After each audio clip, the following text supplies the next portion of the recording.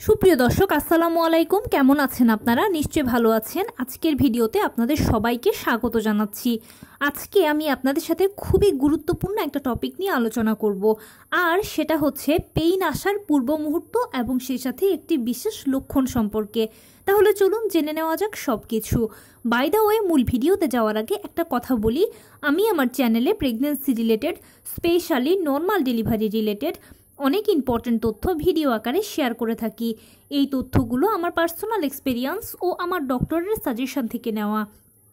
তাই আমার চ্যানেলটিকে যদি একবার আপনারা ভিজিট করেন, তাহলে আপনারা আপনাদের প্রশ্নাতীত মনের অনেক প্রশ্নের উত্তর পেয়ে যেতে পারেন। আমন্ত্রণ জানাবো আমার চ্যানেলটিকে একবার ভিজিট করে দেখার জন্য। এবারে চলুন মূল আলোচনায় যাওয়া যাক। আমি শুরুতেই বলেছি আজকে আলোচনা করব পেইন আসার পূর্ব মুহূর্ত ও একটি বিশেষ লক্ষণ সম্পর্কে। দেখুন, আমরা সবাই জানি যে নর্মাল ডেলিভারি হচ্ছে একটা প্রাকৃতিক পদ্ধতি। এখানে জোর করে ডাক্তার দিয়ে টানা হেঁচড়া করে কোনো কিছুই সম্ভব নয়। প্রথম থেকে শেষ পর্যন্ত প্রতিটি ধাপে প্রাকৃতিকভাবে শুরু হয়ে প্রাকৃতিকভাবেই শেষ হবে। সেটার জন্য আপনাকে ধৈর্য ধরতে হবে, অপেক্ষা করতে হবে। এখন নর্মাল ডেলিভারির জন্য তো পেইন প্রয়োজন। পেইন ছাড়া নর্মাল ডেলিভারি কিন্তু সম্ভব নয়। পেইন আসার একটি বিশেষ লক্ষণ রয়েছে, যে লক্ষণটা দেখলে আপনি সহজে বুঝতে পারবেন যে হয়তো 4-5 দিন বা 1 সপ্তাহের মধ্যে আপনার পেইন এসে যেতে পারে, বা এটা পেইন আসার একটা পূর্ব সংকেত। আর সেই লক্ষণটা হচ্ছে চাপ অনুভব হওয়া। পেইন আসার সাধারণত 1 সপ্তাহ আগে, সর্বোচ্চ 1 সপ্তাহ, কারো কারো ক্ষেত্রে তার চেয়েও কম সময় লাগতে পারে। 1 সপ্তাহ আগে এরকম ফিলিংস হয় মায়েদের যে বাচ্চা একদম জরায়ুর মুখে চলে এসেছে। আপনি যখন দাঁড়িয়ে আছেন বা হাঁটছেন, মনে হচ্ছে বুঝি বাচ্চা এই যৌনাঙ্গ ছিঁড়ে বেরিয়ে যাবে। বা আপনি যখন বাথরুমে যাচ্ছেন, তখন মনে হতে পারে যে বাচ্চা বুঝি জরায়ু দিয়ে বেরিয়ে যাবে। আপনি যখন বসবেন তখন ফিলিংস হবে এরকম যে আপনি বাচ্চার উপরে বসে আছেন। মানে আপনার জরায়ুর মুখে প্রচণ্ড চাপ ফিল করবেন, একটা প্রেশার ফিল করবেন। আপনার বারে বারেই মনে হবে বাচ্চা বুঝি বেরিয়ে যাচ্ছে, বাচ্চা বুঝি বেরিয়ে যাবে। এই ধরনের একটা যখন ফিলিংস আপনার ভেতরে হবে, তখন ধরে নেবেন যে বাচ্চা প্রপারলি প্রস্তুত হয়ে গেছে ডেলিভারির জন্য। একেবারে সে জরায়ুর মধ্যেই অবস্থান করছে, তার পজিশন যেরকম সেফালিক হওয়া প্রয়োজন ঠিক সেরকমটাই হয়েছে। আর ইনশাল্লাহ 1 সপ্তাহের মধ্যে বা কারো কারো 4-5 দিনের মধ্যেও ডেলিভারি পেইন এসে যেতে পারে এবং ডেলিভারি প্রক্রিয়া শুরু হয়ে ডেলিভারিটা শেষ হয়ে যেতে পারে।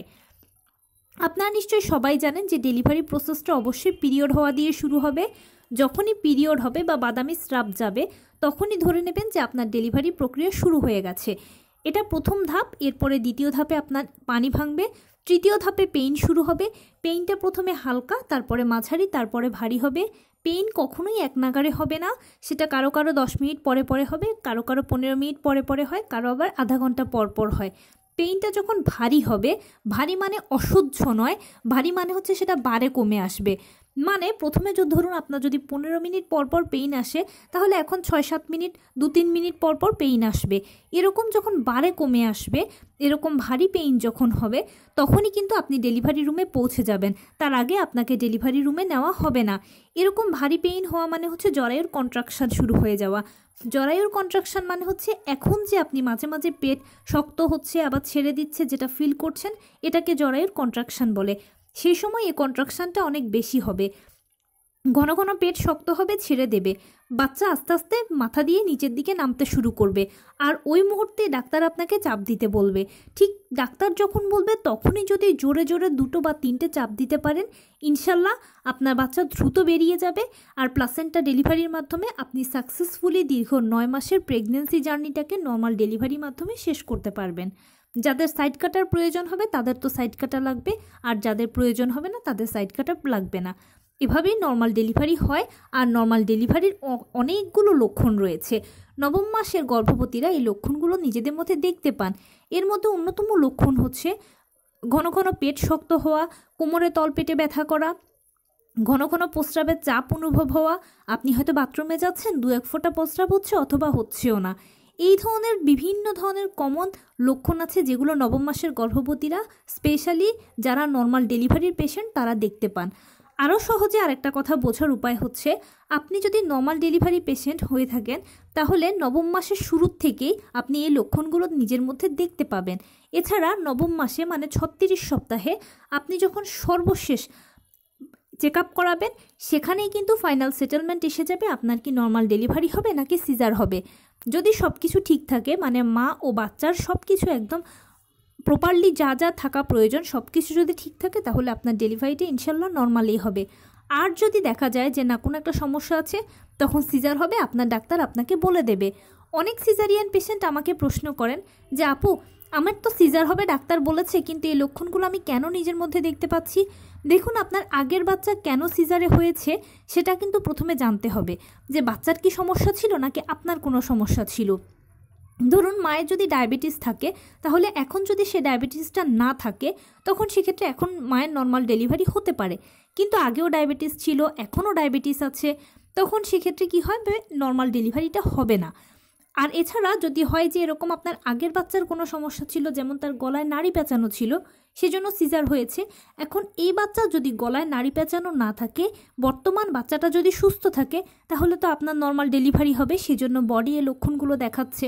দেখুন, বেসিক্যালি হয় কি 90% ডেলিভারি নর্মালি হয়ে থাকে, আর 10% ডেলিভারি সিজারে হয়। কারণ শতকরা 90% মা, বা 90-এর থেকেও বেশি 95-96% মাই দেখা যায় যে একদম ফিট থাকে নর্মাল ডেলিভারির জন্য। আমরা কিন্তু নর্মাল ডেলিভারির জন্য খুব বেশি কিছু চাচ্ছি না, আমরা চাচ্ছি একটা সুস্থ সবল মা আর একটা সুস্থ সবল বাচ্চা। মানে বাচ্চার পানি ঠিক থাকবে, পজিশনটা সেফালিক থাকবে, প্লাসেন্টাটা অ্যান্টেরিয়র, পোস্টেরিয়র বা ফান্ডাল হবে, আর বাচ্চা মায়ের গর্ভে সার্বিকভাবে সুস্থ থাকবে। That's it. এতটুকু হলে বাচ্চার আর মায়ের এতটুকু হলেই নর্মাল ডেলিভারি সম্ভব। আর যদি দেখা যায় যে মায়ের কোনো সমস্যা আছে, যেমন ডায়াবেটিস, হাই ব্লাড প্রেশার, গল ব্লাডারের সমস্যা, অথবা বাচ্চার গলায় নাড়ি পেঁচানো, বাচ্চা ব্রিজ পজিশন মানে উল্টো পজিশনে আছে, বা গর্ভে পানির পরিমাণ কম, বা বাচ্চা দুর্বল আছে, এই ধরনের যদি কোনো সমস্যা হয়ে থাকে, তখন সেক্ষেত্রে আমরা সিজারে যাই। আদারওয়াইজ ডেলিভারিগুলো নর্মালি হয়ে থাকে। আর সেজন্যই ম্যাক্সিমাম মাই, 95%-এর উপরে মাই তার নিজের মধ্যে নবম মাসে নর্মাল ডেলিভারির লক্ষণগুলো দেখতে পান।